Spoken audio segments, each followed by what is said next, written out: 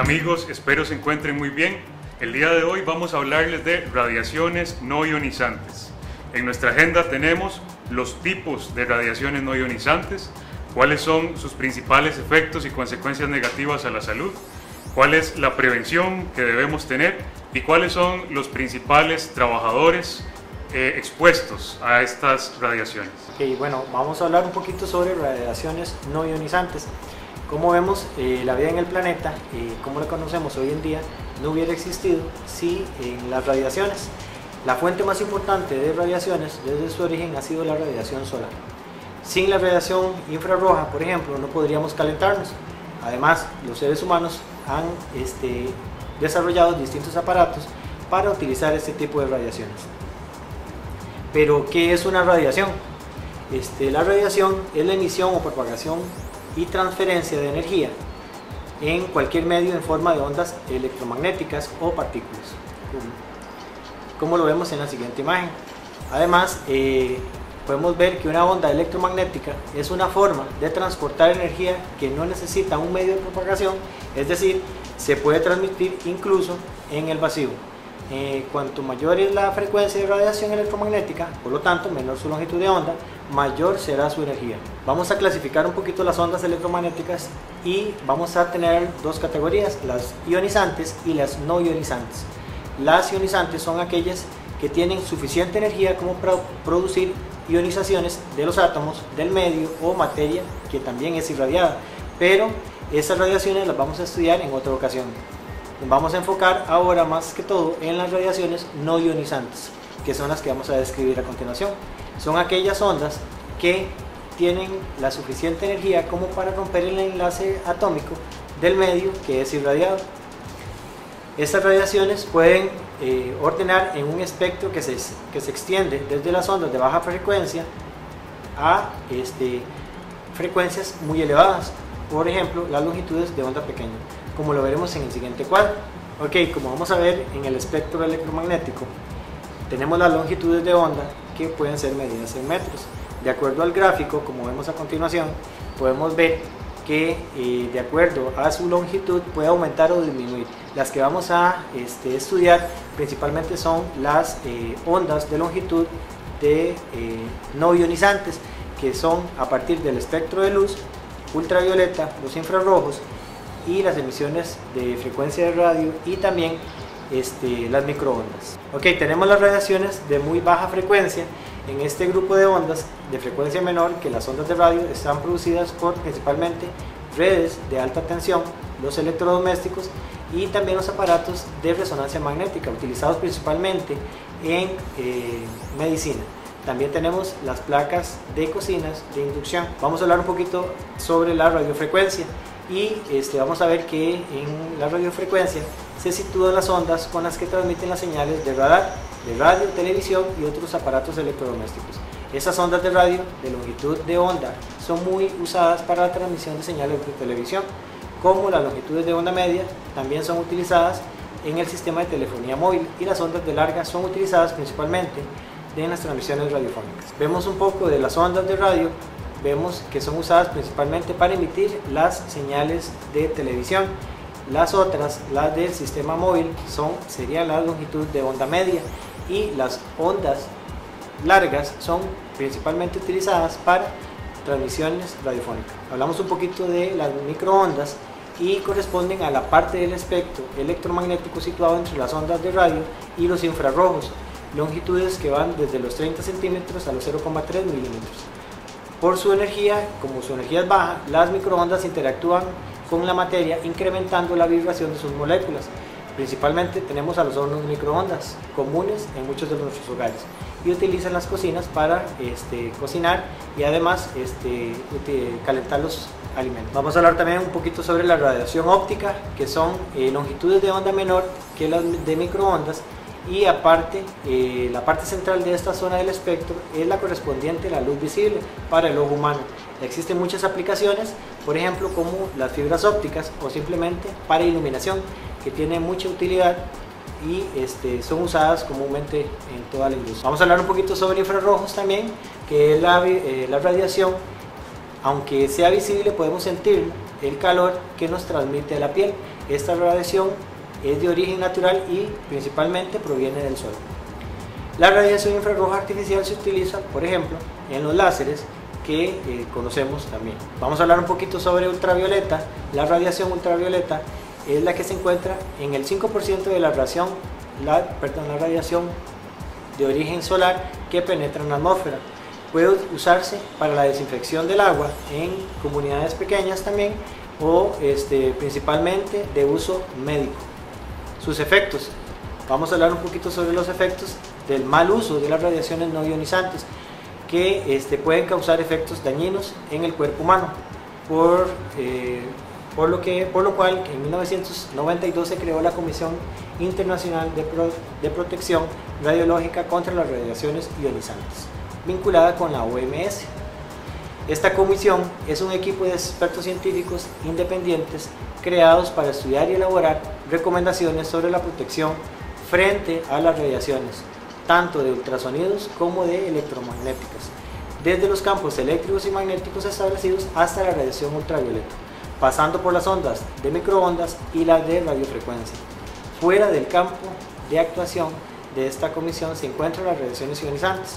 La protección frente a esas radiaciones es estudiada y analizada por esta Comisión Internacional de Protección Radiológica. El resultado de sus estudios y revisiones elaboradas por esta comisión y en combinación con los análisis de riesgos realizados conjuntamente con la Organización Mundial de la Salud dan lugar a las guías de exposición que establecen los límites de exposición de los diferentes tipos de radiaciones. Esta es una guía que nos usamos internacional. Entonces, como lo establece esta guía, establecen directrices claras sobre los límites de exposición humana para todos los campos electromagnéticos, con inclusión de la radiación ultravioleta, la luz visible y la radiación infrarroja, como veremos en las siguientes exposiciones. Bueno, vamos a hablar de los diferentes tipos de radiación, que son radiación ultravioleta, radiación infrarrojo, luz y radiación infrarrojas, la parte que es láser, campos de radiación de frecuencia y la parte de microondas y campos electromagnéticos. La radiación ultravioleta es una forma de radiación óptica de longitudes de onda más cortas y algunos fotones y más energéticas que la luz visible. La mayoría de las fuentes de luz emiten también algo de rayos ultravioletas. Las fuentes de radiación ultravioleta se dividen en dos, que son la luz solar y la luz artificial. La luz solar, la mayoría de exposición de origen es profesional y se enfoca en las personas que están expuestas al aire libre y baja luz de sol. Las fuentes artificiales se dividen en varias fuentes en la exposición humana, como son las siguientes. La parte de la soldadura, los arcos industriales, las lámparas de las industrias y lo que son las luz negra. Las lámparas de luces negras son las lámparas especiales que emiten predominante la región de ultravioletas, como son los polvos fluorescentes para la autentificación de los billetes de banco y algunos documentos de la publicidad y algunos discos. La parte de tratamiento médico también se da en la parte de rayos ultravioletas y se utiliza en la parte de medicina con diferentes tipos de diagnóstico y la parte de terapéuticos. Y las lámparas germicidas con longitudes de onda en el intervalo 250-265 nm, que es la más eficaz para la esterilización y desinfección, que corresponde a un nivel máximo de espectros y absorción en el ADN. Con respecto a las radiaciones infrarrojas, es la parte del espectro de radiaciones no ionizantes comprendidas entre la parte de microondas y la luz visible. Esta parte natural del entorno y por lo tanto las personas están expuestas en ella pequeñas cantidades en todas situaciones de la vida diaria, por ejemplo en el hogar, durante las actividades recreativas en donde hay una exposición al sol. No obstante, produce una exposición muy intensa debido a ciertos aspectos, como son cuando vamos a realizar diferentes tipos de bronceados o cámaras de bronceados.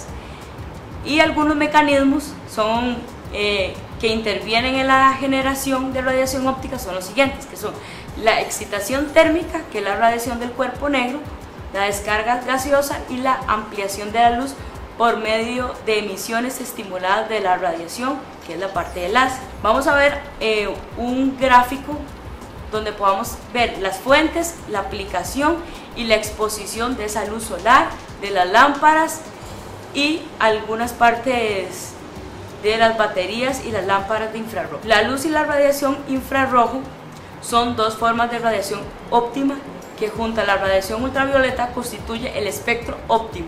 Dentro de este espectro óptimo existen diferentes longitudes de onda que tienen potenciales considerables en diferentes ocasiones, efectos biológicos, como es el espectro óptico por subdividirse en algunos procesos. El láser es un dispositivo que se produce energía radiante electromagnética coherente dentro del espectro óptimo comprendido entre la zona final del ultravioleta y el infrarrojo lejano. Existen tres componentes importantes en el láser, que son un medio activo, que es sólido, líquido o gas, que define las longitudes de las ondas de emisión posible, una fuente de energía, como por ejemplo la corriente eléctrica de las lámparas o las reacciones químicas, y una cavidad de resonancia con acoples de salida, generalmente dos espectros. El campo de radiofrecuencia y microondas son energías electromagnéticas y microondas que se utilizan en diversas aplicaciones,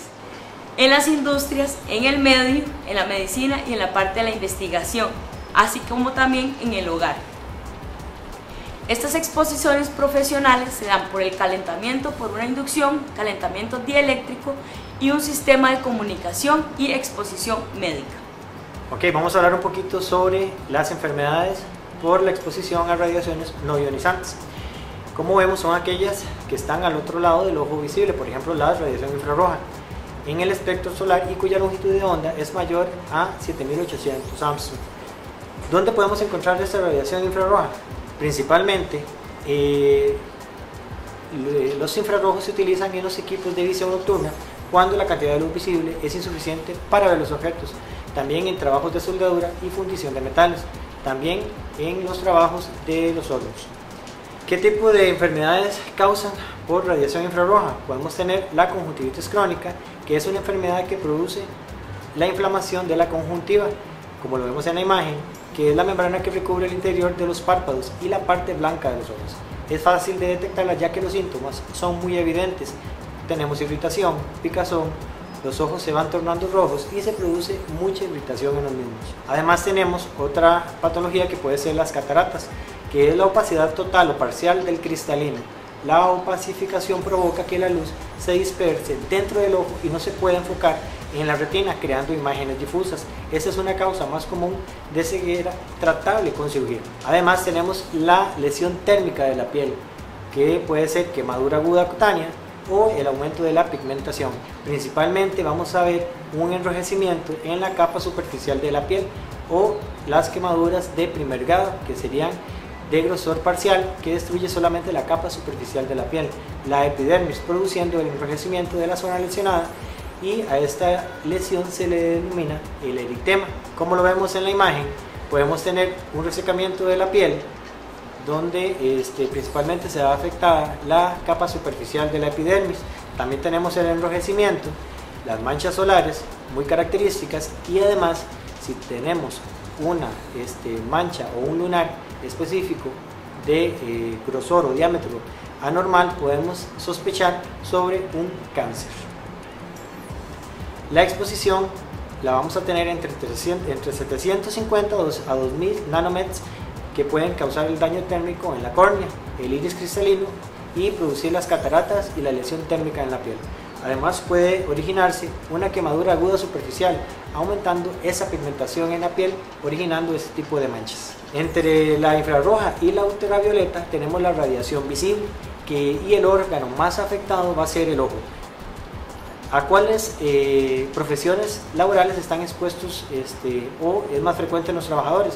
Principalmente los que están expuestos al sol, las lámparas de alta intensidad, utilización de láseres, bulbos luminosos y la luz concentrada, también principalmente los arcos de soldadura.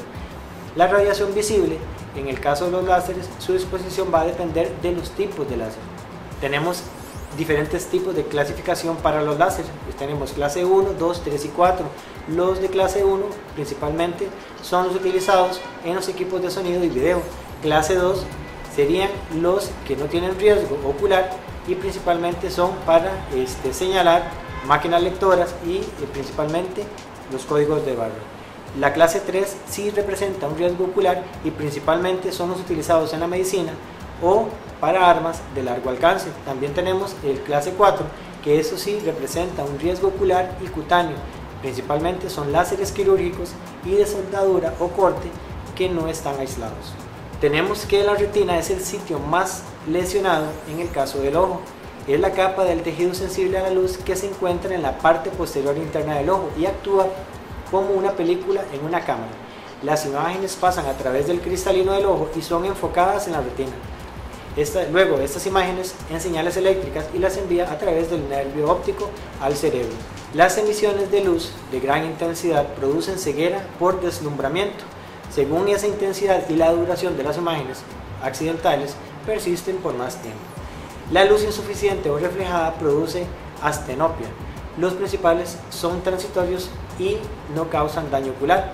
La astenopia es un esfuerzo ocular en una condición que se manifiesta a través de los síntomas inespecíficos, como por ejemplo la fatiga, el dolor alrededor de los ojos, visión borrosa, dolor de cabeza y ocasionalmente visión doble.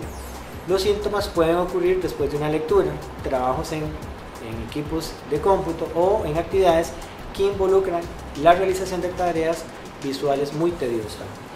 Tenemos también las principales patologías de radiación ultravioleta. Son aquellas radiaciones comprendidas entre el intervalo del espectro solar que se extiende desde la más larga longitud de onda de los rayos X y la más corta longitud de onda del espectro visible y cuya longitud es menor a los 3800 Armstrong. El uso o donde podemos encontrar estas patologías principalmente que pueden afectar al ser humano serían las lámparas fluorescentes, la luz ultravioleta, para el control de plagas, la espectrofotometría y destrucción de los microorganismos para el uso terapéutico. Esas enfermedades principalmente van a afectar a la piel y en este caso principalmente tenemos el cáncer de piel, la pérdida de elasticidad y la hiperpigmentación.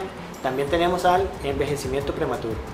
También podemos encontrar las telangiectasias, que son vasos sanguíneos pequeños y dilatados en la piel. Generalmente son inofensivos, pero pueden estar asociados con algunas enfermedades, especialmente a la radiación ultravioleta. Ahora, hablando de la parte de trabajadores expuestos a radiaciones no ionizantes, tenemos las principales labores que generan exposición a este tipo de radiaciones. Primero tenemos los trabajadores que se exponen a radiaciones ultravioleta.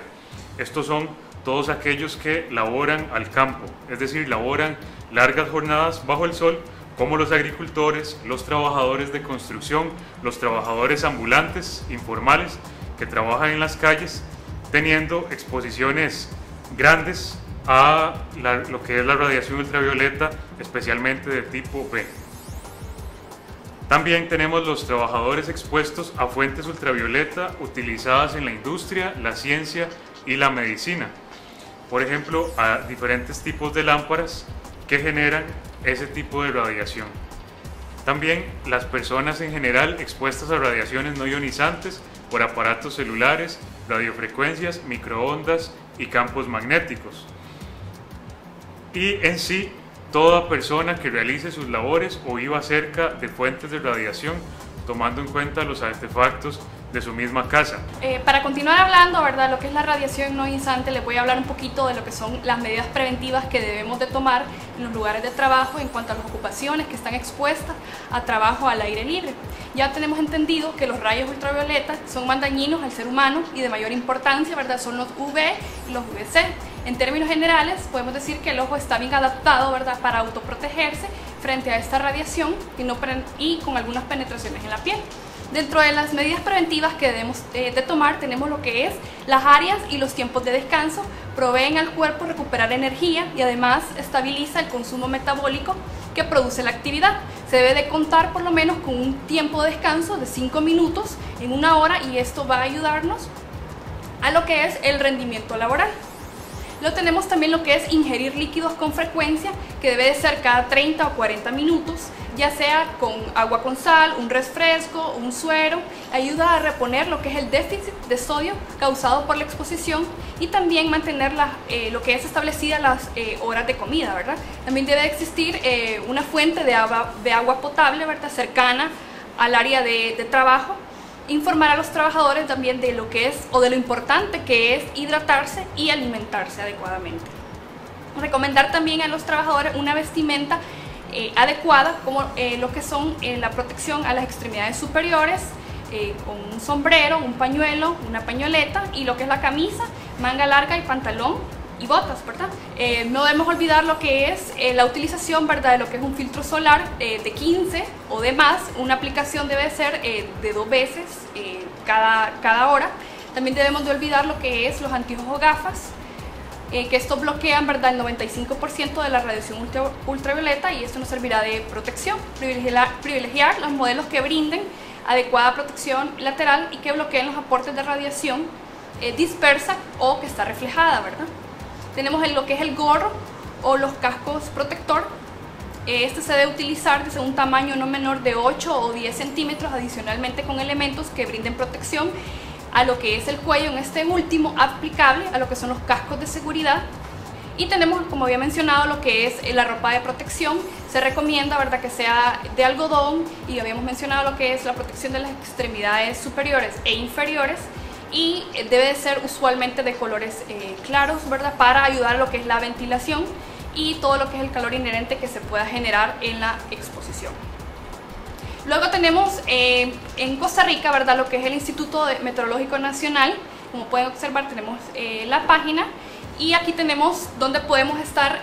Otra medida, ¿verdad?, preventiva es monitorear, ¿verdad?, el índice UV que estará estableciendo el Instituto Meteorológico de Costa Rica para poder llevar un control. Dentro de esto tenemos también lo que son las medidas aplicables en cuanto a las especificaciones de ropa y al índice que podríamos obtener en la página, y cada una de ellas nos estará indicando las conductas y el color y lo que se debe utilizar en base a la exposición y el grado, ¿verdad?, del índice. También tenemos que se debe programar los trabajos que demanden mucho esfuerzo físico para las horas más frescas del día. Se debe de vigilar también la condición física, ¿verdad?, de los compañeros, por si existe, ¿verdad?, algún síntoma o algún signo de trastorno o estrés por calor. Y como conclusión tenemos que, bueno, en Costa Rica se estima que el 75% de las personas que están expuestas al día, ¿verdad?, con mayor exposición, contraen lo que es cáncer de piel, que es un agente, pues como había mencionado, carcinogénico, más común en esta industria.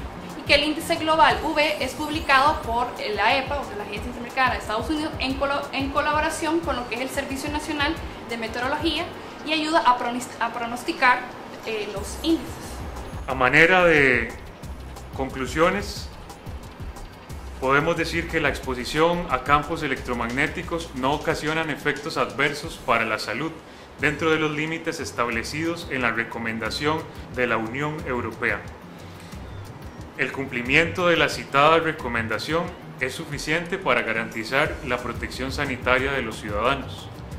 También en los experimentos de laboratorio se han detectado respuestas biológicas que, sin embargo, no son indicativas de efectos nocivos para la salud. Por otro lado, no se han identificado hasta el momento ningún mecanismo biológico que muestre una posible relación causal entre la exposición a campos electromagnéticos y el riesgo de padecer alguna enfermedad. En las actuales condiciones y sobre las bases de la evidencia científica disponible, las antenas de telefonía y las terminales móviles no representan un peligro para la salud pública. Y finalmente, en el cumplimiento del principio de precaución y a pesar de la ausencia de indicios de efectos nocivos para la salud, conviene fomentar el control sanitario y la vigilancia epidemiológica, con el fin de hacer un seguimiento a medio y largo plazo de las exposiciones a campos electromagnéticos.